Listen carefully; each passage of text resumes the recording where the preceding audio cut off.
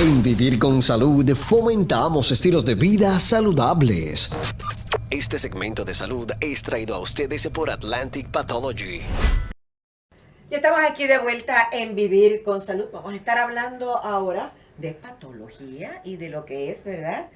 Cuando hacemos trabajos para mirar cómo está ese tejido, sobre todo en el tiroides. Así que me acompaña el doctor Javier Rodríguez Becerra, patólogo de Atlantic Pathology, que el otro día me recibieron muy bien allí en Manatí. Así que fuimos a hacer un reportajito sobre lo que es, ¿verdad?, una aspiración por aguja fina para el tiroides. ¿Cómo está, doctor? Buen día. Buenos días, don Nereida, todo bien, gracias a Dios, gracias por invitarme nuevamente y buenos días a tus radioescuchas. Y gracias a ustedes por recibirnos allá con cámaras y todo, se portaron súper bien. El doctor dice que no le gusta salir en cámara, pero lo hizo perfecto. Doctor, vamos a hablar, quizás la gente dice patología, pero ¿qué es un patólogo? Sí, qué bueno que me preguntaste porque una de las preguntas clásicas y de lo que la gente piensa regularmente es que los patólogos solamente trabajamos con muertos o con cadáveres criminales. Y la realidad es que la gran mayoría de los patólogos no hacemos autopsias, ¿no? Sino que hacemos una gran variedad de cosas. Entre ellos, pues lo que se llama la gran ¿verdad?, rama de lo que sería patología anatómica o anatomía patológica, que incluye todo lo que son biopsias, procedimientos como el fine needle, por ejemplo.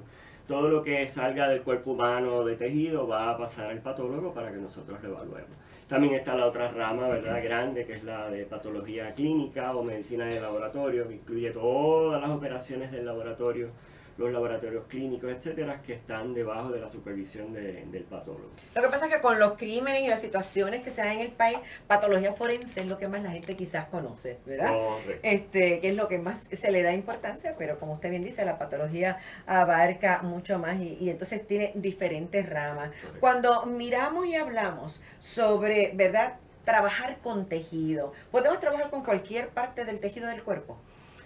Sí, para efectos de análisis de patología, ¿verdad?, que lo que hacemos es evaluar la enfermedad como tal a nivel del tejido, pues prácticamente cualquier parte del cuerpo, cualquier tejido del cuerpo, pues lo podemos evaluar.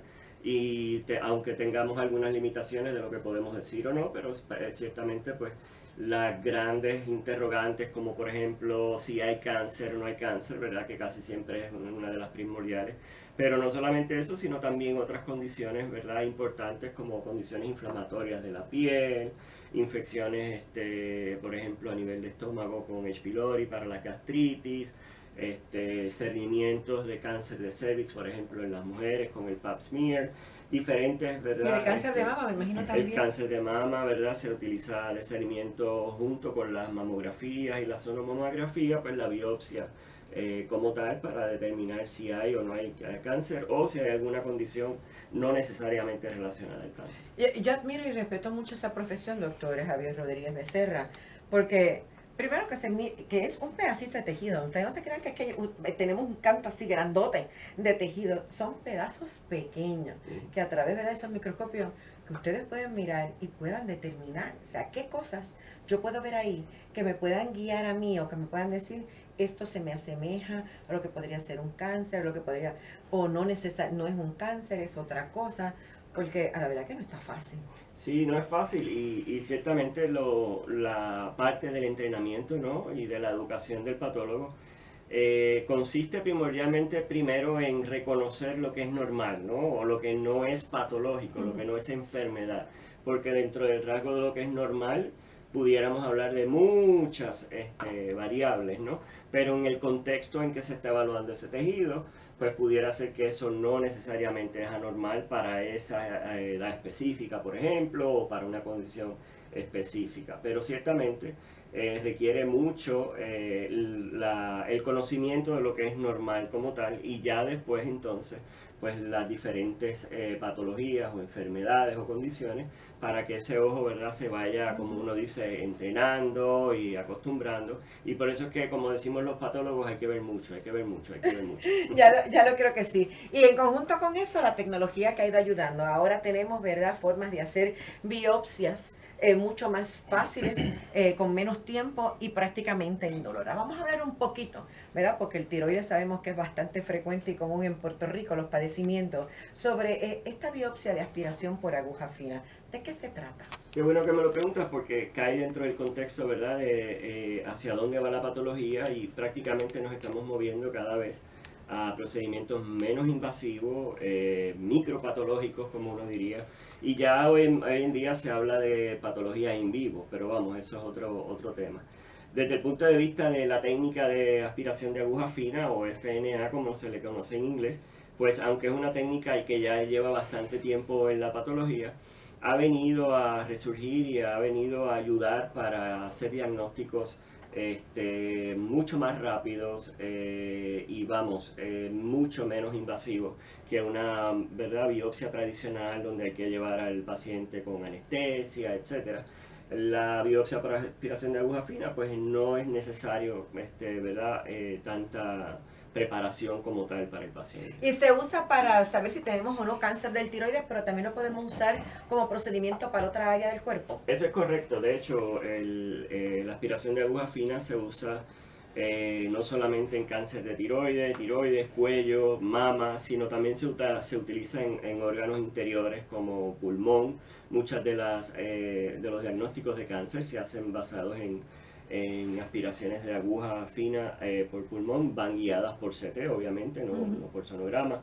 Biopsias, por ejemplo, de páncreas para cáncer de páncreas, biopsias de hígado, riñón, prácticamente cualquier masa, ¿verdad?, que esté accesible, ya sea a través de la radiología tradicional, CT, rayos X, inclusive MRIs también, pues se puede utilizar para hacer, llevar esa aguja fina, ¿verdad?, de 25 o 27, para entonces tomar ese tejido y evaluarlo. O sea que esa agujita la podemos entrar a cualquier parte del cuerpo, Sí. si lo podemos poner de esa manera. Pero en el caso del tiroides, ¿verdad? Sabemos que hay muchas personas y sabemos que somos nosotras las mujeres las que más tenemos esa tendencia a pasar el tiroides y mayormente mujeres sobre los 30 años, o sea, mujeres totalmente jóvenes que muchas, ¿verdad?, están en esa planificación de tener hijos y ese tipo de cosas.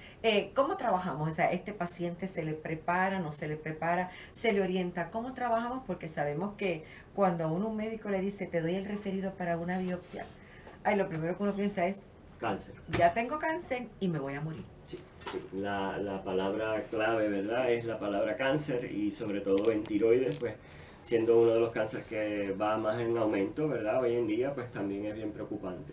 Bien importante en el caso de los pacientes donde se le va a hacer la biopsia de tiroides, pues que se oriente bien al paciente.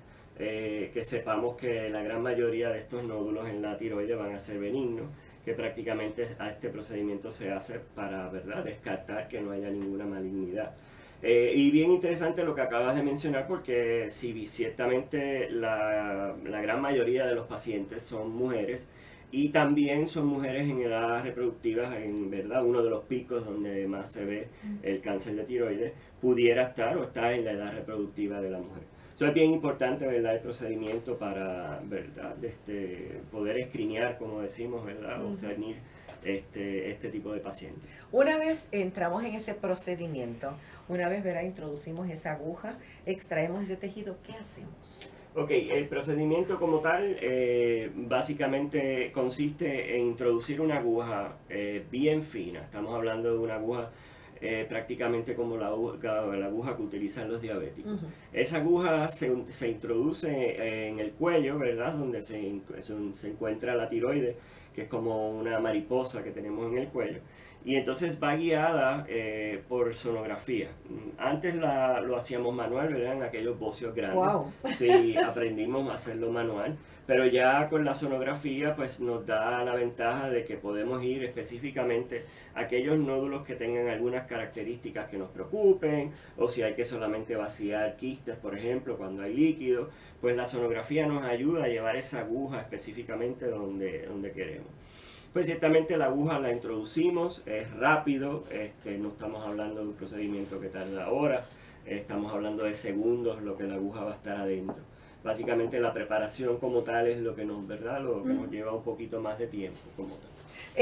Yo sé que verdad que las guías han cambiado, que ahora en términos de la patología y la radiología para poder llegar a esos nódulos o determinar qué nódulos son los que voy a biopsiar o no, qué cosas uno busca a la hora de uno pues, entender que este nódulo hay que biopsiarlo porque tiene X o Y características. Bien importante, ¿verdad? Lo que acabas de mencionar, porque esto es un campo que está cambiando todos los días y ciertamente algunas asociaciones, ¿verdad?, profesionales, como son las asociaciones de radiología, de patología, inclusive de endocrinología también, pues han establecido unas guías como tal para establecer aquellos nódulos que verdaderamente tengan esas características. Porque mucha gente tiene a veces lo que llamamos el bocio multinodular, pueden tener 4, 5, 7, 10 nódulos.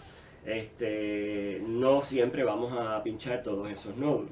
¿Qué nódulos son los que nos interesan, verdad? O los que pudieran tener prioridad son aquellos nódulos regularmente de 1 centímetro o más, tamaño, aunque no es el criterio principal, pero sí pudiera ser uno de los criterios que nos ayudaría a establecer en cuanto a prioridad. Vamos a mirar también lo que llamamos en el término de sonografía la ecografía o cuán ecogénico o no ecogénico es el nódulo. Es decir, cuánto sonido o no sonido puede pasar por el nódulo. Buscamos aquellos nódulos que se ven oscuritos, como yo le digo a los pacientes. O sea, así como quemaditos del sol. Exacto, aquellos nódulos, ¿verdad? Los que han visto algunos estudios sonográficos, pues sabemos que son sombras blancas y negras.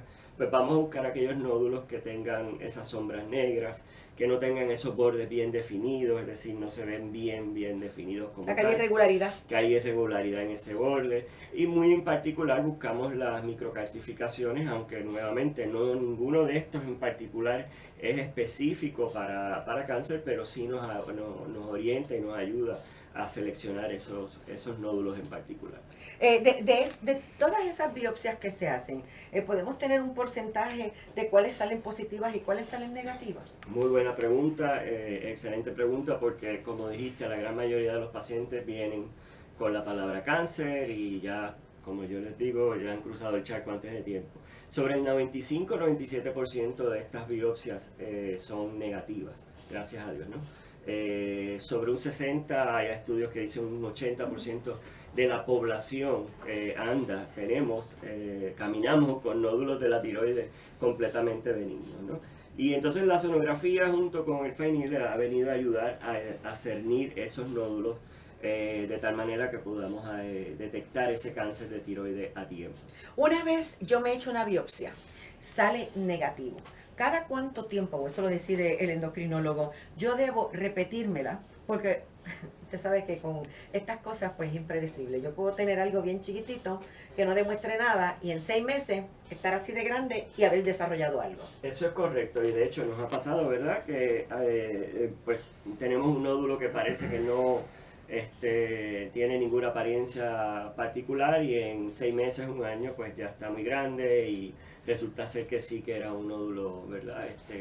Canceroso. Ahora bien, eso no es la norma es que la gran mayoría de ellos, cuando son benignos, ¿verdad? En ese primer procedimiento, tratamos de vigilarlos por lo menos al año nuevamente y hacemos otra sonografía. Se pudiera repetir otra biopsia. Ya después de una segunda biopsia en un nódulo que se mantiene el tamaño normal, las guías regularmente recomiendan que se puede seguir cada 2 años y si no hay crecimiento marcado, pues el nódulo sencillamente se puede vigilar. Ahora bien, el criterio para operar el nódulo o la tiroides no es necesariamente si hay cáncer o no hay cáncer. Y esto es bien importante enfatizarlo porque muchos pacientes piensan que el hecho de que no tengan cáncer pues no son candidatos a operarse.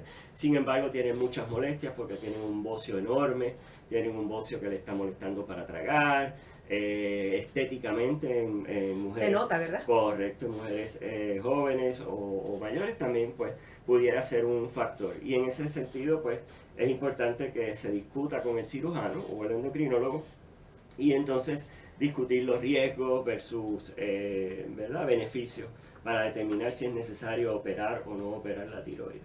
Doctor Rodríguez Becerra, ¿cuántas biopsias al año hacen ustedes allí en Atlantic Pathology de tiroide nada más? Porque sabemos que hacen también para cáncer de mama y para otras cosas. Sí, tiroide nada más, nosotros estamos haciendo alrededor de 3.000, 3.500 pacientes al año, sí. Y más del 50% somos mujeres. Yo te diría más del 80%. Wow. Sí, son mujeres, correcto. O sea que son muchas. Sí, son muchas.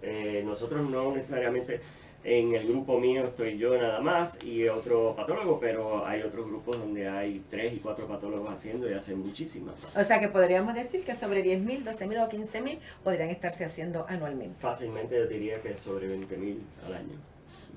Eso es mucho, pero de todas maneras, mire, es un estudio simple, sencillo, indoloro, que si se lo recomiendan, es mejor tener un resultado negativo que dejar eso ahí y que se convierta en algo positivo. Doctor Javier Rodríguez Becerra, mil gracias, y a la gente de Atlantic Pathology también.